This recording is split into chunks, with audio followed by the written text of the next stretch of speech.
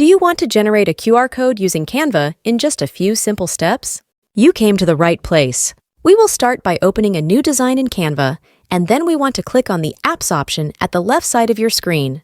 Canva has a lot of great and useful apps that you can use to create great designs and projects. But since we have to make a QR code, we can search for that using the search bar at the top.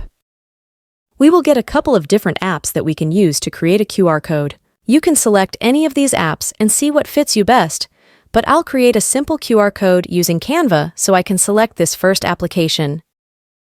Open the app and you'll get this simple interface. We have a little field where we have to enter our link, or URL.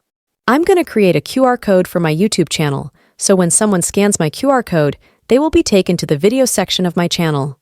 Enter the code and click on the Generate button, and you will see the code show up on your design.